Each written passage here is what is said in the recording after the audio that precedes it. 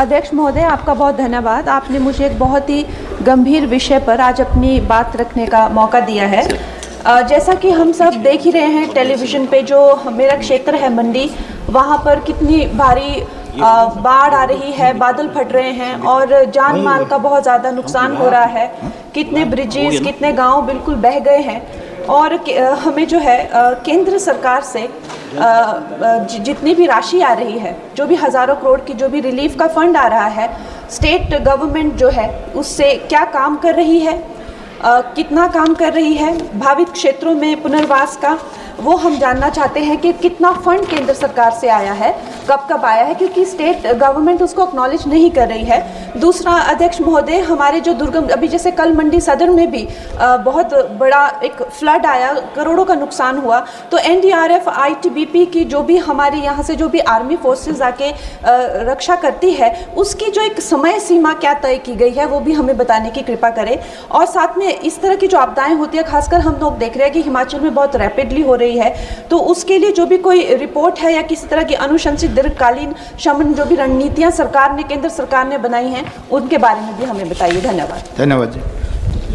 अध्यक्ष महोदय, मैं आपको धन्यवाद देना चाहती हूं कि इस महत्वपूर्ण मुद्दे पर आपने मुझे बोलने का मौका दिया।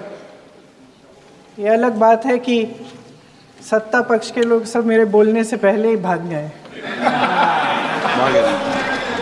आइए आइए, आपको देख के मैं खुश थी कि आप वापस आ गए। सबसे पहले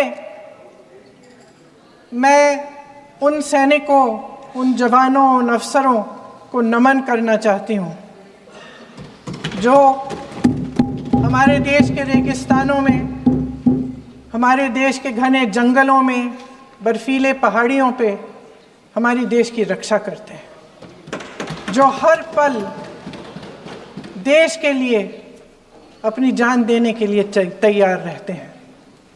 1948 से लेकर अब तक, जब से पाकिस्तानी रेडर्स ने कश्मीर पे हमला किया, तब से लेकर अब तक हमारे देश की अखंडता की रक्षा करने में उनका बड़ा योगदान है।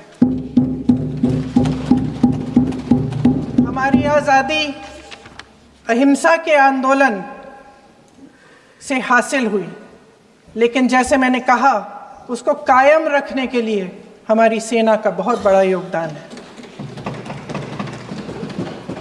अध्यक्ष महोदय, कल मैं सदन में बैठी हुई सबके भाषण सुन रही थी। आदरणीय रक्षा मंत्री महोदय ने बोला, सत्ता पक्ष के कई मंत्रियों ने बोला। 1 घंटे का रक्षा मंत्री जी का लंबा भाषण था। सुनते सुनते एक बात मुझे बहुत खटक रही थी। उसके बाद जब दूसरे भाषण भी सुने आपके सत्ता पक्ष के, तब भी ये बात बार बार मेरे मन में आ रही थी कि सारी बातें कर ली, ऑपरेशन सिंदूर की बात कर ली, आतंकवाद की बात कर ली, देश की रक्षा की बात कर ली, इतिहास का पाठ भी पढ़ा दिया, लेकिन एक बात छूट गई। उस दिन 22 अप्रैल 2025 को जब 26 देशवासियों को अपने परिवार के सदस्यों के सामने खुलेआम मारा गया, तो ये हमला कैसे हुआ, क्यों हुआ, इसकी राजनीतिक कायरता बेमिसाल है। देशवासियों के प्रति जवाबदेही का एहसास नहीं। सच्चाई ये है कि इनके दिल में जनता के लिए कोई जगह नहीं है। सब राजनीति है, सब पीआर है, सब प्रचार है, सब पब्लिसिटी है। देश की जनता के लिए आपके हृदय में कुछ नहीं रहा। बहुत समय हो गया है आप इस प्रचार में ही लिप्त हैं, जनता को देख नहीं पा रहे हैं। जी माननीय, जो पहलगाम में हुआ, खत्म करती हूँ, जो पहलगाम में हुआ उससे हर एक देशवासी के दिल पे चोट पहुंची है। हिमांशी नारवाल की गुहार ने हम सबको शर्मिंदा किया है। इसीलिए मैं आज यहाँ खड़े हुए एक आखिरी बात करना चाहती हूँ।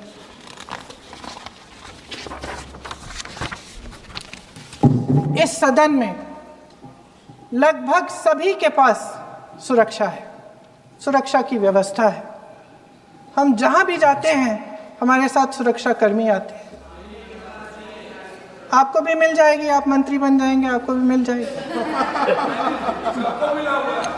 मैं मजाक की बात नहीं कर रही हूँ, मैं मजाक की बात नहीं कर रही हूँ, थोड़ा सा धैर्य रखिए।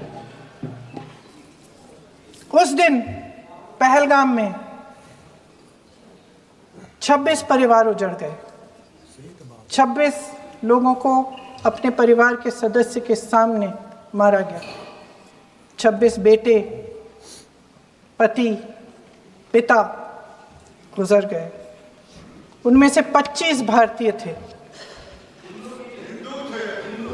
भारतीय थे।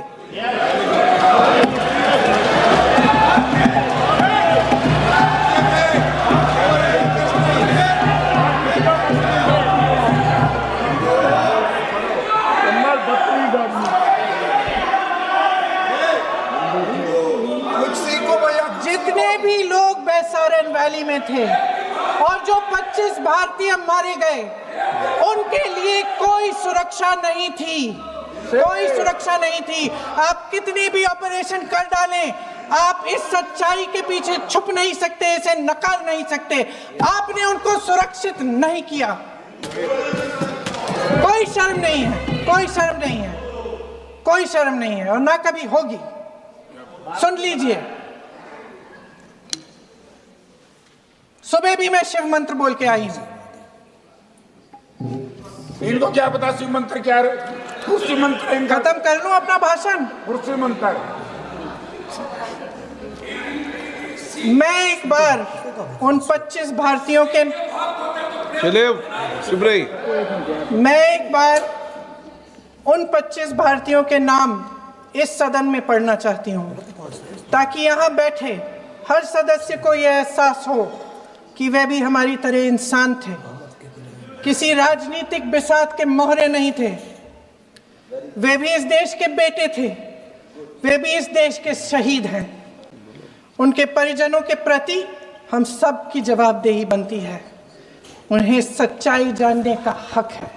Today, I would like to draw the attention of the House about the deliberate remarks made by our YSRCP leaders against the modesty and dignity of women leaders belonging to Telugu Desam Party in the state of Andhra Pradesh. As the father of nation Mahatma Gandhi said, to call a woman as a weak sex is liable. It is man's injustice towards women. We might be very brute in terms of brute strength, we might be less brute. But in terms of moral strength, we are far better than men. Speaker ma'am, today these remarks have been made when the nation talks about 33% reservation, women reservation, when nation no more talks about women development but women-led development, which is under our Honorable Prime Minister Shri Narendra Modi ji and our Honorable Chief Minister Chandrababu Naidu garu. As we can see, the first aims is given by a woman. Our languages which are put into the court has been by a woman, and our constitution is what it is today because of our great women, and so is the judiciary and executive. And the nation is led by a woman, and also every woman in this nation is playing a role in strengthening our democracy. Why do you think women perform better than men? This is because we care. We women are wise, outstanding, marvelous, educated, and we are nation builders. Speaker ma'am, we are not in politics just for the sake of a male chauvinist to speak about our character or judge our character. We are here to build the nation's character. And also, this is our public life should never become a punishment to us. Speaker ma'am, today these remarks, not just verbal abuse. This verbal abuse, I can tell that it is equally offensive as sexual abuse. Today, I'm not speaking as a women representative, but as a daughter, as a sister, as a wife. I'm speaking here, and who cannot be silenced with their abuse, and who cannot be silenced at all in the future.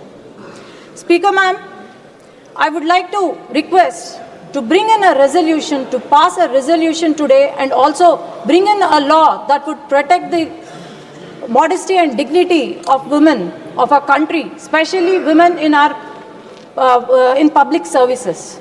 Today, we are धन्यवाद, here माननीय in सदस्य। politics, ma'am. This is a very important topic, ma'am. And also, माननीय सदस्य Shri- let us spread a word that माननीय सदस्य कुमारी सुधार abuse can no longer be tolerated. It cannot be normalized, and also the justice should not be delayed.